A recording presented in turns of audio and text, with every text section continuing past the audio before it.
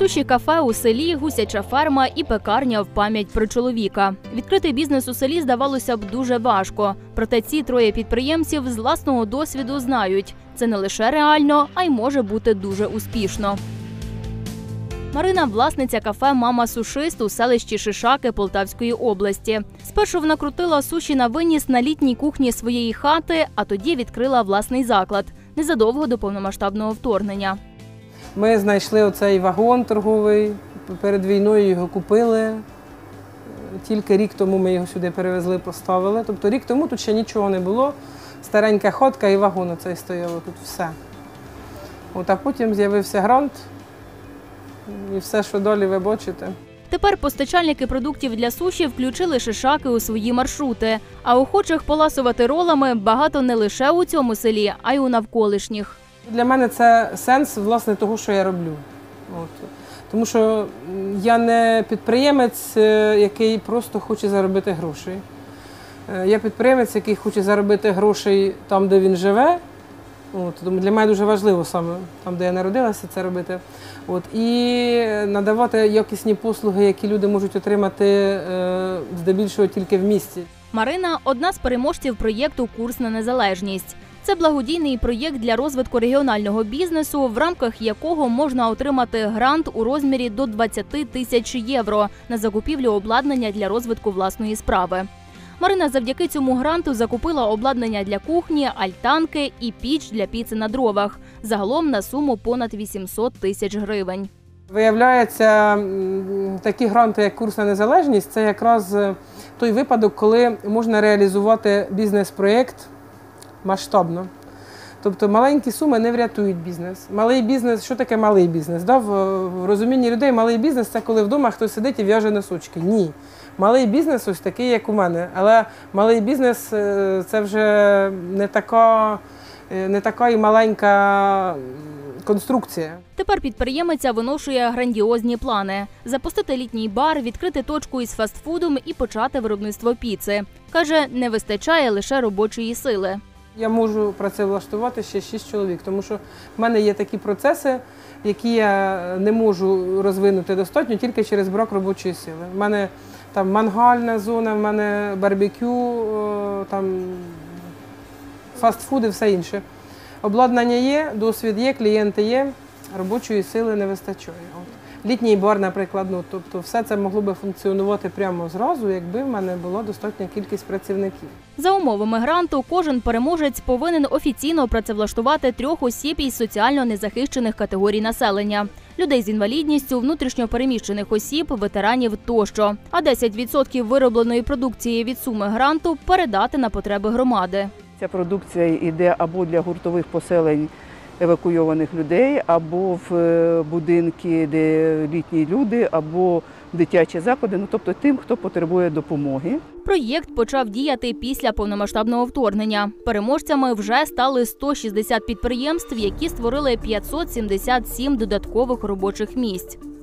Серед них власник гусячої ферми Роман. Чоловік був кадровим військовим, воював в АТО, а птахівництвом почав займатися після звільнення зі служби у 2019 році. Тепер його ферма налічує 6 тисяч гусей. Із 2019 року перших гусят завезли, як зараз пам'ятаю, 11 червня. І все, в принципі, відтіля почалось. Почали ми з цієї породи, велика сіра, потім клієнти попросили легарта.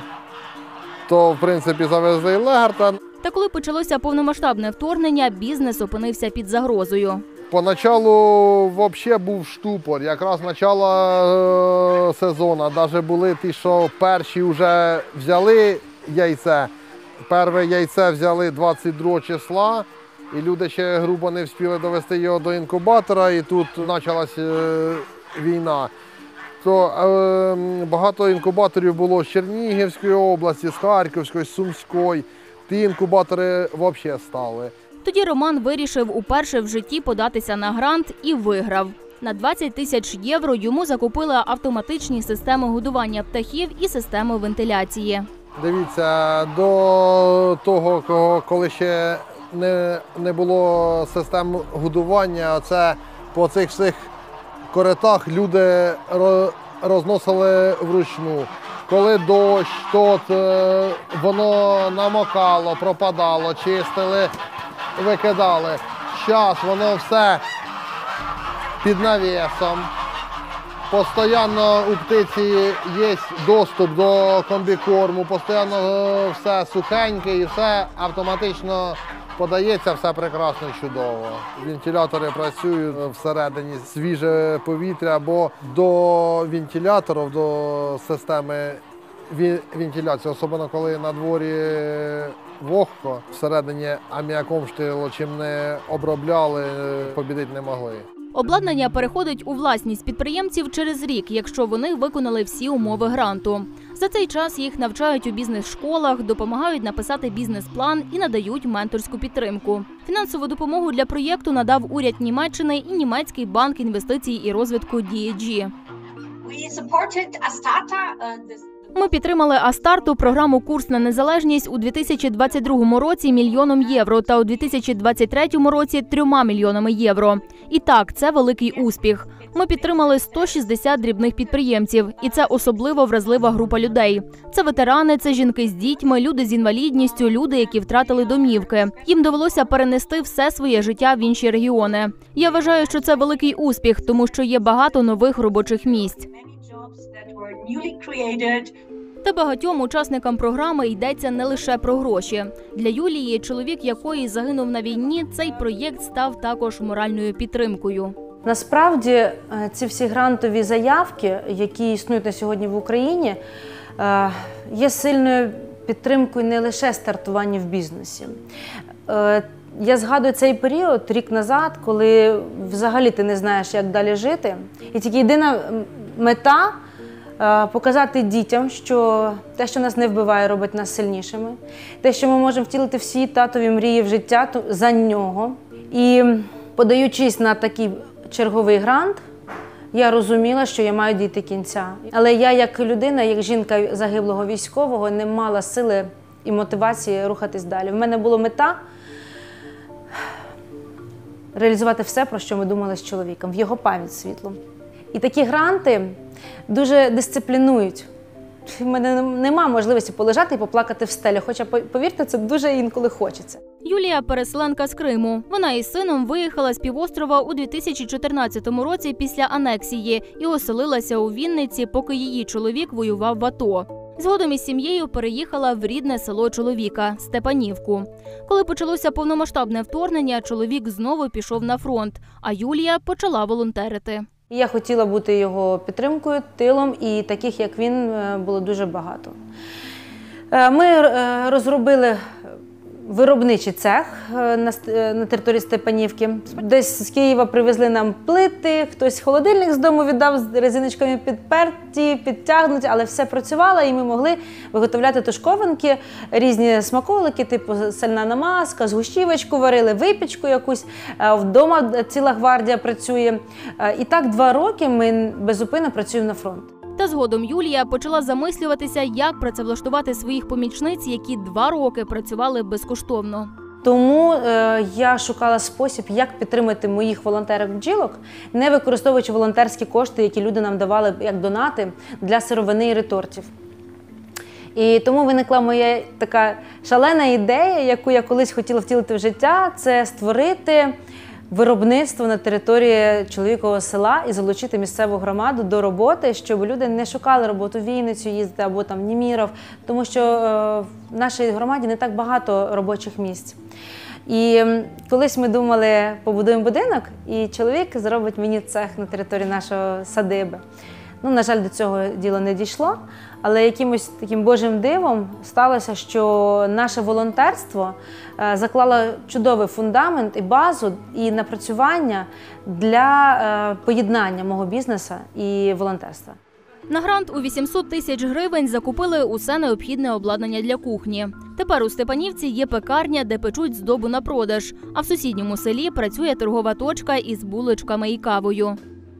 Це допомагає нам стартанути у вигляді якісної продукції, тому що у нас перед цим була маленька духовочка. 90% нашої випічки йде на продаж, покриваються заробітні плати і витратні матеріали, і решта ще додається як донатами на для допомоги ЗСУ.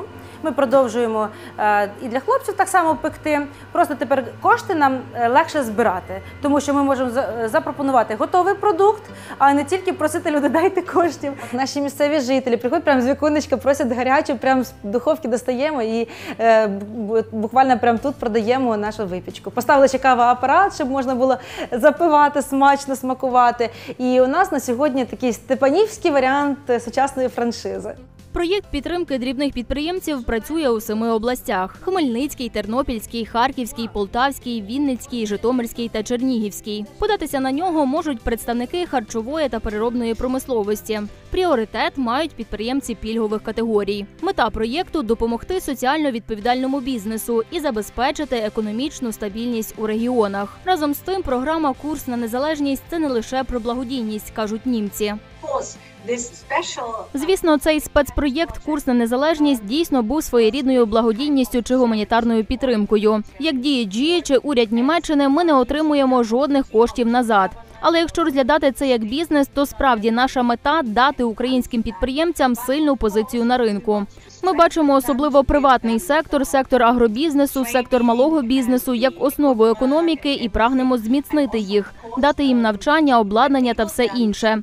А також, звичайно, щоб вони могли виробляти їжу для суспільства та бути соціально відповідальними на місцях. Це вкрай важливо для нас.